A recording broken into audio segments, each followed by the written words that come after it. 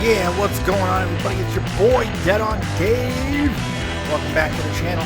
Video number 2 of the day, because we got some more stuff to talk about. We're not done. Cut the music, because we're not done. We've got hockey to talk about, ladies and gentlemen. Yes, hockey, because the second round of the NHL playoffs are officially underway. Last night, 2 series kicked off, and contrast, to say the least.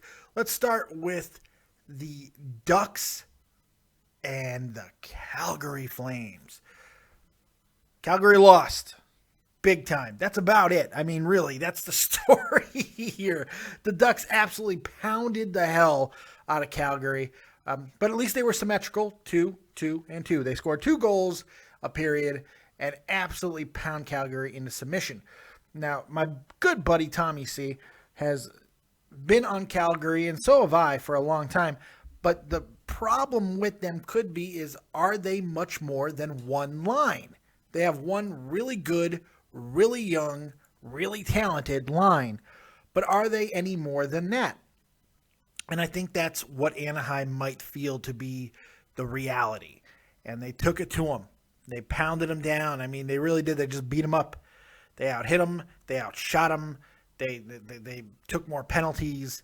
They took it away. They didn't give it away. I mean, they did what they had to do. They won face-offs. They absolutely beat the crap out of Calgary. Now, the only question now is not if Anaheim's going to win this series, but in how many games.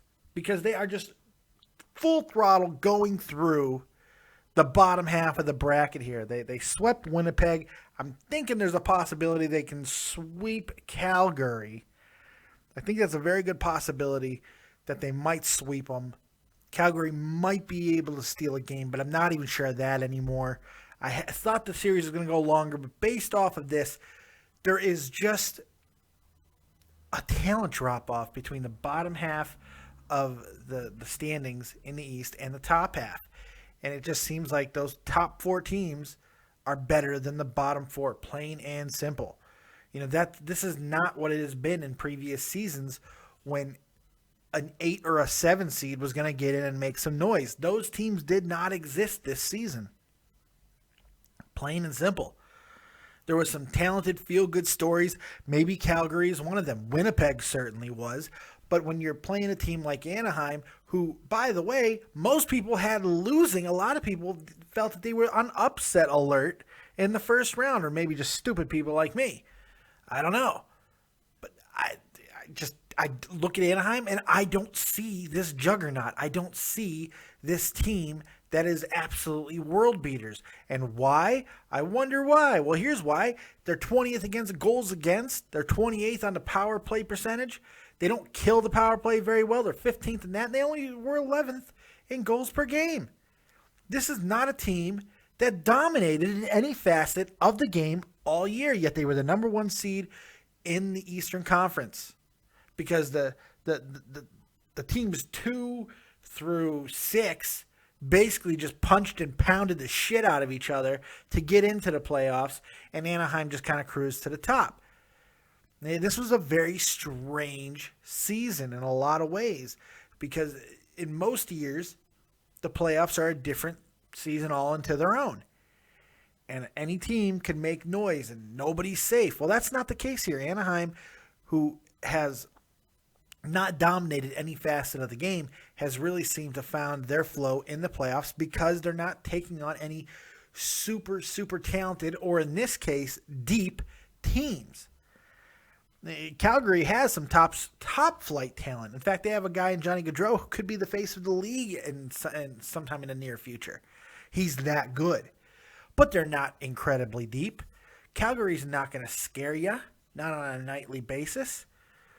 You know, they were able to bury the puck pretty well, but other than that, they didn't do anything on an elite level.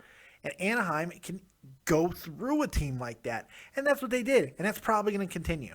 So that's all I want to talk about, that stinky first game, because it was a beatdown, and the series is probably going to look that way most of the time. Getzlaf looked good. Corey Perry both had 4 points each. There you go. Good win by the Ducks.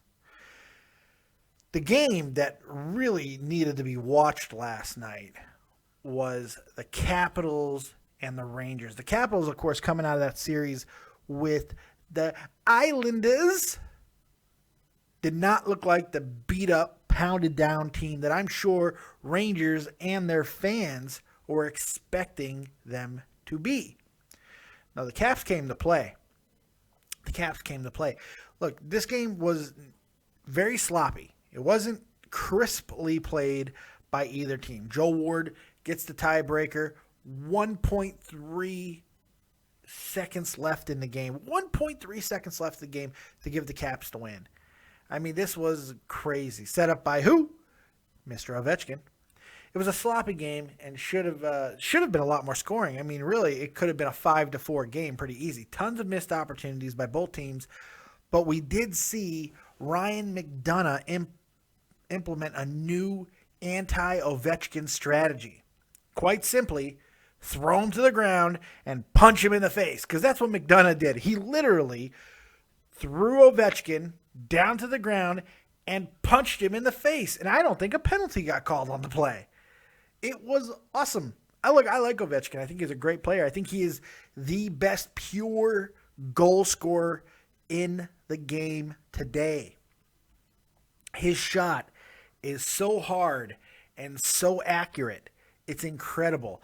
The goal he scored last night was a friggin' laser beam that some people were saying, and I got this from my good friend Tommy C, of course, that some people were citing that Lundqvist gave up a softie because he didn't react. When you watch it on replay, you see that Lundqvist reacted after because he couldn't believe that the puck went by him. He didn't see it. He never saw the puck. That's how good Ovechkin is. And the crazy thing is, Ovechkin almost did it to him a second time. Exact same situation, exact same type of goal, but it went off the friggin' crossbar. Ovechkin is deadly, and he could take over a series. The Rangers have to be worried about that factor, that not only Ovechkin, who can take over a series and steal games on his own, but they have an entire team down there in Washington that has bought into the Barry Trotz mentality. And that's what you have to be worried about if you're a Rangers fan. On the flip side of that, the Rangers also know that they missed a lot of golden opportunities in this game. And they could have easily have won. They should be able to capitalize more in the future. You know, here's the thing. The Rangers did all the things that you want to see them do to win a game. Really, they dominated a good portion of this game. They put more shots on goal. They out-hit them.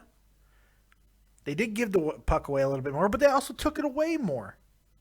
But the biggest thing for the Rangers, and the thing that Tommy C, the guy I do shot from the point, the real place to go for all your amazing hockey news, he likes to say all the time is they never win the faceoffs. Well, they did last night. They won 34 to Washington's 27. They did all the things that you want to see the Rangers do to win this game and the series. Now, you can look at it two ways. They let this game go, but they should feel good about the fact that they dominated and could have won the game relatively easily.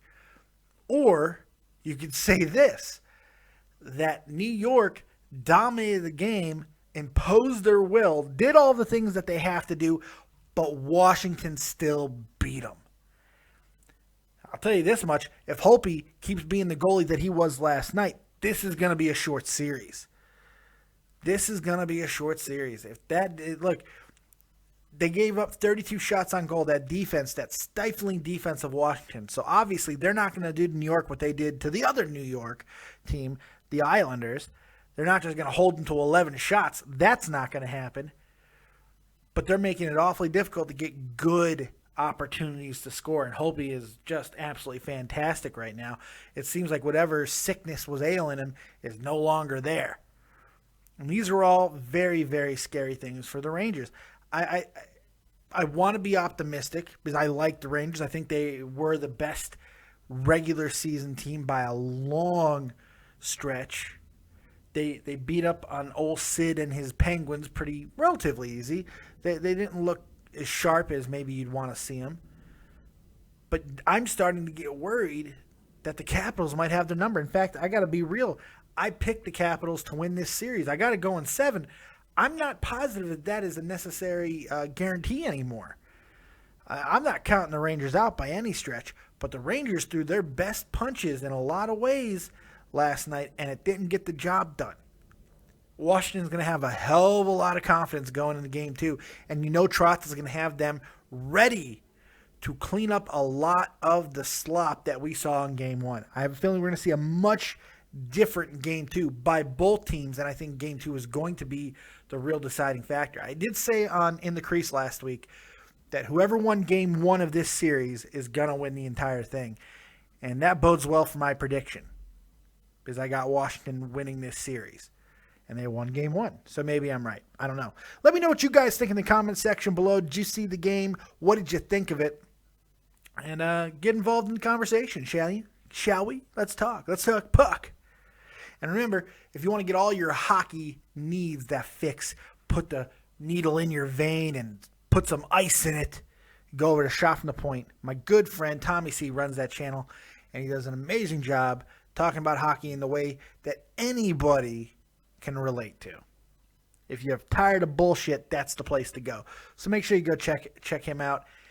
And I'm there a lot too. So hey, if you like me and you like this channel and you like Tommy, well, there you go. It's a perfect marriage. So thank you guys for joining me once again. I appreciate it. Make sure you also check out Joe Cronin over on the Joe Cronin Show. Very, very, very my buddy, my co-host. I co-host with him, and my good friend. So make sure you check him out too. And everybody else in the community who's doing their thing. Other than that, that's all I got. Make sure you guys check us out a little bit later because we got more videos coming. Probably 2 more at least today. I'm video crazy. And we will see you next time. So like, subscribe, and share. And remember, kids, if you don't have talent, have talented friends. We'll see you next time. Peace.